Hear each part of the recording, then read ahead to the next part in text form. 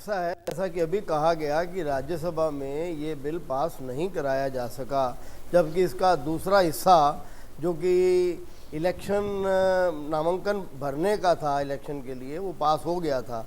अब जब ये नहीं हो सका तो इसमें कोई इमरजेंसी तो थी नहीं इस वक्त, सिवाय 1, 2 या 3 नेताओं को बचाने के अलावा इसमें अच्छी तरह से डिस्कशन होता और अब विंटर सेशन आने वाला है, वहाँ पास किया जा सकता था। तो कोई इमरजेंट सिचुएशन हो जहाँ पर ऑर्डिनेंस लाया जाए, अध्यादेश लाया जाए तो समझ आती है, पर उसको इस तरह लाना और फिर आपस में एक मत भी ना होना। अब वाइस प्रेसिडेंट पार्टी के कहते हैं, बहुत ठीक बात कही है पर गलत वक्त पे कही है। ये उनके सुझाव क्या पार्टी गवर्नमेंट को नहीं देती या नहीं दे सकती थी? ये अननेसेसरी एम्बेरस किया गया है कैबिनेट को और प्राइम मिनिस्टर को। बाकी जो उन्होंने कहा है वो बिल्कुल ठीक है, इसकी कोई औचित्य नहीं है ऑर्डिनेंस को लाने के लिए। विंटर सेशन में अगर बिल पास होता तो हो सकता था। हालांकि इस बिल का ये जो संशोधन है section 8(4) representation of people act का, उसके थोड़े औचित्य भी हैं कि अगर एक दागी सांसद जिसको कन्विक्शन हो गई है, अगर वो बाद में अपील में इलेक्शन जीत जाता है तो वो सीट पे वापस कैसे आ सकेगा? दूसरी बात ये है कि कई दफ़ा आजकल गवर्नमेंट जो है रेजर थिन मेजॉरिटी पे चलती हैं, एक वोट ख़त्म होने से कई दफ़ा गवर्नमेंट स्टेटों में गिर भी सकती है, तो इसके दूरगामी परिणाम भी होते हैं। तो ये सब सोच समझने वाली बात है। एक तरफ तो दागी नेताओं को संसद से और सदनों से दूर रखने का प्रयास है, बहुत अच्छा है जो सुप्रीम कोर्ट ने कहा है, ये होना ही चाहिए। पर दूसरी तरफ इसको सोच समझ के बिल डिस्कशन करके अमेंडमेंट्स अगर आए उनको लेके पास करना ज़्यादा अच्छा है बनिस्बत इसके कि ऑर्डिनेंस लाना। अगर आज ऑर्डिनेंस नहीं हो सकता, अगर बिल नहीं हो सकता, तो ये ऑर्डिनेंस जब बिल के रूप में विंटर सेशन में आएगा तो तब क्या होगा? तब भी ये पास नहीं हो पाएगा। तब क्या होगा ये एक अलग मसला है। लेकिन इस वक्त सतीश जी, एक अहम बात ये कि आखिर अब चलेगी किसकी? एक तरफ राहुल गांधी अपनी बात कह चुके हैं, कैबिनेट की तरफ से जो कहा गया कि कमलनाथ जी की तरफ से कि सर्वदलीय बैठक हुई थी उसमें सब राजी थे। अब सवाल ये उठता है कि मनमोहन सिंह, राहुल गांधी और जो सहयोगी दल हैं, घटक दल हैं, वो भी अब इसके पक्ष में नजर आ रहे हैं, तो चलेगी किसकी? देखिए, कानून और राजनीति के बीच में जी दागी और बेदागी के बीच में अभी इस वक्त कसमकस चल रहा है। जो कोलिशन का ज़माना शुरू हुआ पिछले करीब 15-20 साल से, अगर आप देखें तो दागियों के साथ या दागियों के हाथ, इसी से सरकारें चलती रही हैं। ये शायद मजबूरियां होती हैं, उसमें ऐसी चीज़ें करनी पड़ती हैं। मल्होत्रा साहब कह रहे थे कि अध्यादेश का रास्ता शायद ठीक नहीं था। कई मुद्दों पर हमने देखा है कि अध्यादेश लाया जाता है, फिर वो संसद से पारित होता है या गिरा दिया जाता है, जो भी होता है उसको हम सवाल, उसका भी नियत के ऊपर सवाल कर सकते हैं। दूसरी बात यह है कि अगर ऐसा नहीं होता तो ये तो अगर ऐसा नहीं होता तो अभी तक ये अध्यादेश लाने की जल्दी नहीं होती। और जब ये दावा किया जा रहा हो कि हमारे साथ सारी पार्टियां थी, सब लोग एक मत थे, तो शायद उस दावे में भी दम है। तो सवाल यहाँ पर इस वक्त ये है कि प्रधानमंत्री की स्थिति का, प्रधानमंत्री के कद का, पार्टियों के मनसे की, जैसे आज कई पार्टियों ने दबाव बढ़ा दिया है, और वैसी स्थिति में फिर कोलिशन के ज़माने में सरकारें कैसी चले और क्या इसके दूरगामी प्रभाव है, जिसकी तरफ जिसी मल्होत्रा साहब ने इसका एक संकेत दिया कि भाई एक निश्चित समय के अंदर कोई अगर फैसला नहीं होता तो उसकी मेंबरशिप चली जाएगी, और अगर वो चुन गया तो फिर बहाल हो जाएगी। कई तरह की इसमें पेचीदगियां हैं, लेकिन कुल मिला के यही है मेरे विचार से कि एक चक्रव्यूह है, चुनाव जीतने की भी, साथियों को साथ लेकर के सरकार चलाने की भी, और दूसरी तरफ संवैधानिक या फिर चीज़ जो एक दाग जो जिस तरह से राजनीति पे बढ़ रहे हैं उसको धोने की भी। बिल्कुल, यहाँ पर चक्रव्यूह है तो चक्रव्यूह को क्या तोड़ना और उसको भेदना, ये काम कर पाएगी कांग्रेस? ये भी एक अहम सवाल है।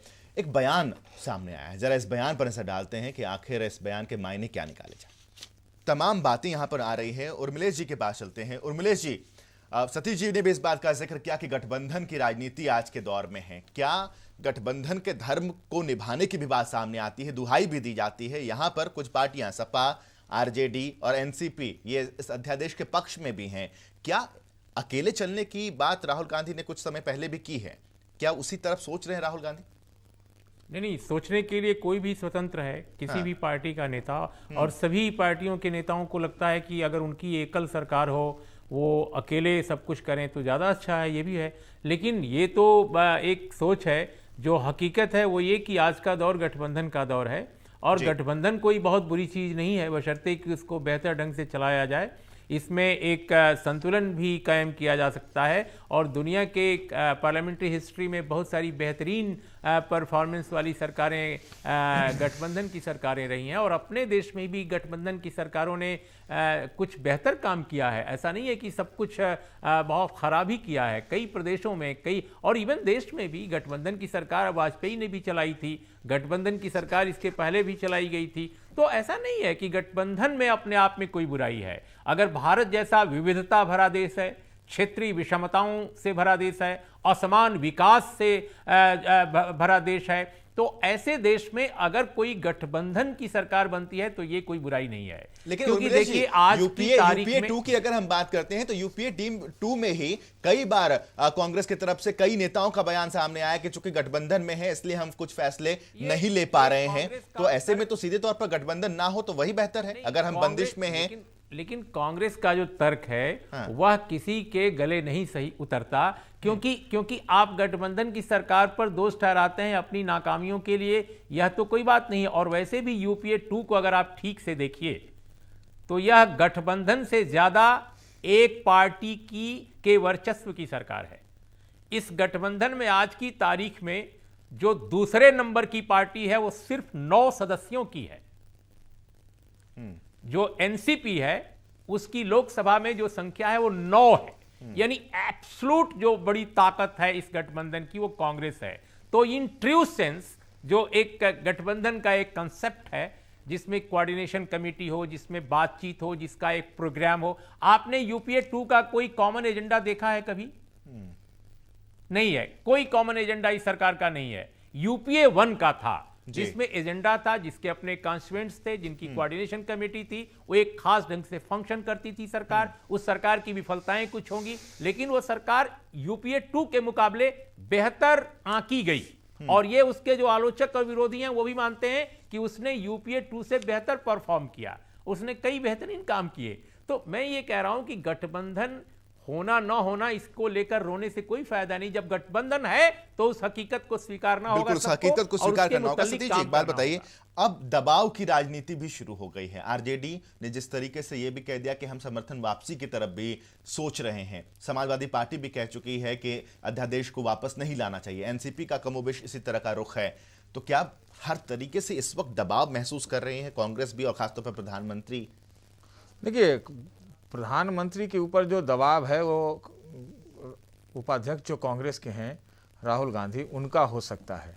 बाकी प्रधानमंत्री कोई ऐसे दबाव में नहीं। दूसरा जो दबाव प्रधानमंत्री के ऊपर हो सकता है वो ये है कि जिस तरह से राष्ट्रपति ने इसमें हस्तक्षेप किया, 2 मंत्रियों को बुलाया, तो वैसे में अगर अध्यादेश को पर अमल कराने के लिए भी कैबिनेट से फिर से कहती है तो उस पर सवाल उठा सकते हैं राष्ट्रपति। और प्रधानमंत्री इसके उलट कहें तो शायद वो मान जाएं। तो एक स्थिति ये भी देखनी होगी कि जो राष्ट्रपति और जो एग्जीक्यूटिव सरकार है उसके बीच क्या रिश्ता रहता है। कहीं ये स्थिति ऐसी भी ना हो जाए। मल्होत्रा साहब को याद होगा कि जैसे ज्ञानी जैल सिंह थे तो उन्होंने एक बहुत बड़ा अड़ंगा लगा दिया था। तो वो इन चीज़ों को भी देखनी है।